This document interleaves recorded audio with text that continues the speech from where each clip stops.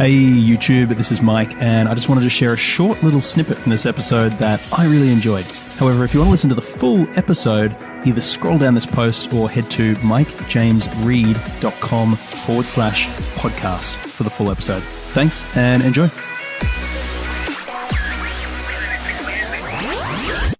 So the fact that you said you live, breathe, and kind of work and eat there implies that that's your home and office. Is that right? Yeah, it is, mate. It's part of my good wife Sonia and I are very much into living by design, and our vision of living on acreage and combining our work environment with that has been very much a part of our vision for over 20 years. And we've been on the farm now for a bit over, I call it Homestead HQ. We've been on Homestead HQ now for about 3 years. And that was a very deliberate lifestyle decision, mate.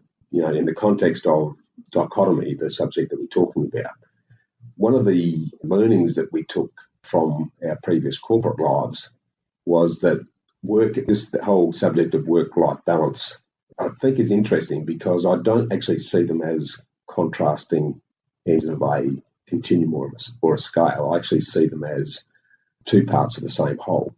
So what we've done is align those things so that there isn't this drag between the two. If we make them all part of the one life experience, and that's all enjoyable, then this feeling that you're working too hard and missing out on life, or you're enjoying life and not working hard enough, disappears. And I'm really curious to dig into your philosophy around that, how you've made that happen, but maybe just for a bit of context for people listening, if someone asks you the question, Bushy, today, what do you do? How do you answer that? Yeah, we create happy homes, mate, is the simple answer. And the next question is, well, what does that mean?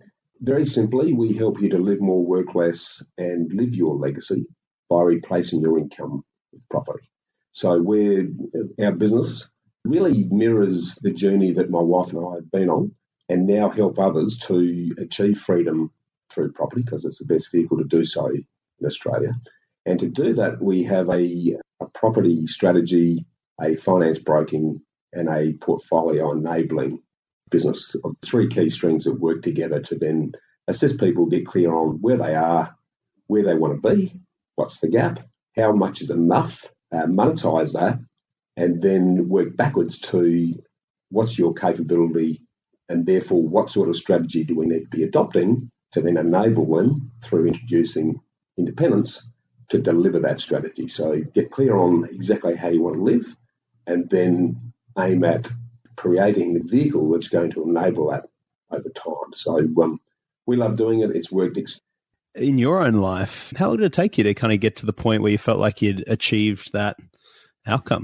Yeah, that's a really good question, Mike. And I reckon I can divide my life into two very discrete halves to date. The first half, again, this is going to be a bit of a long answer to your question, but the first half was the leg where I pretty much followed the standard Australian dream, and that is to get on the corporate ladder, run hard, earn an income. The plan was to, stick money into super, pay off the home, and then tick off the bucket list when we stop work.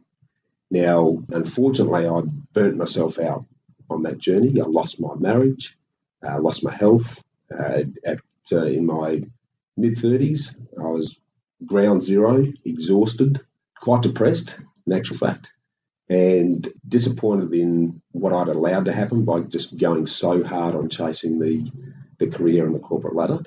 And that led into stage 2 of my life. So when Sonia and I got together, we consciously decided that we needed to learn our lessons of the past.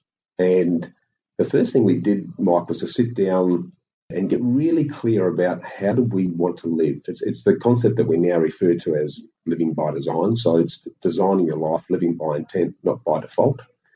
And once we got clear on exactly how we wanted to live, visualize that really clearly. And so I'm one of these guys that's got vision boards and whatnot. So because I'm a very visual person, so a picture speaks 1,000 words to me.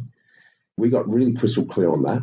It was really easy to then monetize that. So this is that how much is enough question. It's right, if this is a way we want to live, then how much does that cost? And once we know how much that costs, all we need to do is create the assets that are going to produce that income, and the job's done. And the real benefit of that, Mike, is that it's given us a really strong compass to make decisions day to day. So, every decision that comes my way, is this taking me closer to or further away from exactly how we want to live? And it also acts as a really strong magnet to keep us focused on that end game. And in doing so, we don't get distracted and go off on tangents on things that might look shiny and sweet right here, right now. But if it's not going to achieve the long-term plan, we just don't do it. Once we've done that, the vehicle that was going to create that income for us was property. And I looked at investing in anything and everything along the journey. So I've traded shares. I've been involved in quite a diverse range of exercises early on. But property has proved to be the vehicle that has seamlessly given us the best results. But to answer your question, that's taken 15 years. And I guess part of the exercise around this dichotomy, Mike, is that I'm an avid reader. There wouldn't be a time where I'm not reading 3 books at the same time, and very keen on learning and professional development. And the resounding and repeated message I keep getting is that any sustainable success, and I emphasise the word sustainable, takes 15 to 20 years. And I guess that's been exactly what Sonia and my experience has been. And it's something now that I spend a lot of time talking to others about, because we live in a world of instant everything. The iPhone has a lot to answer for in terms of, pushing a button and getting the result. If you're going to achieve sustainable success and you embrace that time is your friend, not your enemy, this is a really key thing for me, mate, because this was a big learning for me early on. One of those dichotomies for me was that feeling that I had to do things fast, that I wasn't a hero unless I'd done it in rapid time. You can wear yourself out bashing your head against a brick wall doing that. Whereas if you accept that success is a long-term journey that never ends, by the way, and then embrace time, therefore, as your friend, a couple of things happen. You actually relax and enjoy the journey.